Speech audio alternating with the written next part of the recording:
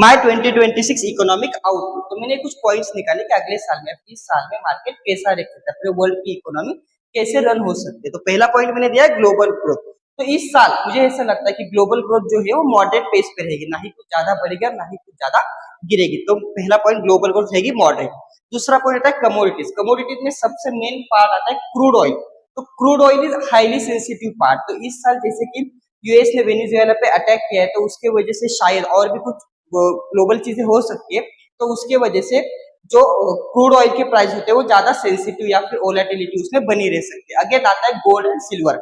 अगर इसी तरीके से अटैक्स चालू रहते हैं या फिर जियोपॉलिटिकल टेंशन बनी रहती है, तो गोल्ड और सिल्वर के प्राइस इससे भी ज्यादा और ऊपर बढ़ सकते हैं।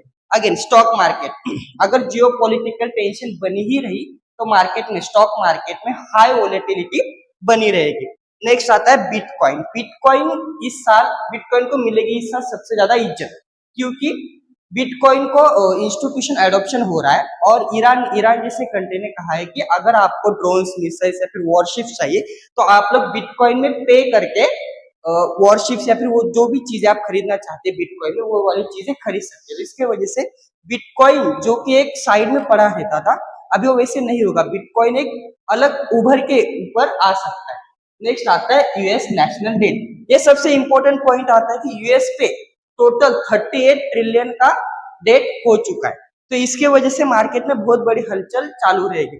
यूएस जो कि कह रहा है कि हमारे एम्प्लॉयमेंट डेटा अच्छा है, इन्फ्लेशन रेट अच्छा है, बट एक्चुअल में कोई भी कंट्री या फिर कोई भी पर्सन, इकोनॉमिस्ट उस पर भरोसा नहीं रख रहा है। तो यूएस पे जो 38 ट्रिलियन का डेट हो चुका है, उसे हम कैसे कम कर सकते हैं या फिर उसे यूएस कैसे कम कर सकता है, उसके पीछे वो एक ही काम कर सकते हैं, तो यील्ड बढ़ाओ या फिर नोट्स प्रिंट करो। लेकिन नोट्स प्रिंट करना इतना इजीली नहीं हो सकता। तो अगर नोट्स प्रिंट भी किए तो उसकी वजह से क्या होगा, इन्फ्लेशन बढ़ सकते हैं। इन्फ्लेशन बढ़ेंगे, इंटरेस्ट रेट बढ़ेंगे, तो उससे इकोनॉमी पूरी की पूरी रिसेशन में चली जाएगी। तो यूएस नेशनल डेट और इन्फ्लेशन या फिर हाइपर इन्फ्लेशन, ये काफी बड़ा पॉइंट इसमें हो सकता है।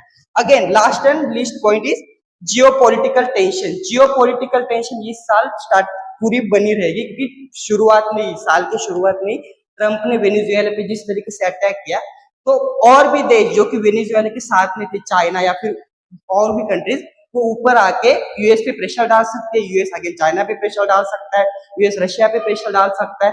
तो पूरे वर्ल्ड में जियोपॉलिटिकल टेंशन बनी रहेगी, और जियोपॉलिटिकल टेंशन की वजह से सारे के सारे फैक्टर्स पे काफी ज्यादा परिणाम हो सकता है।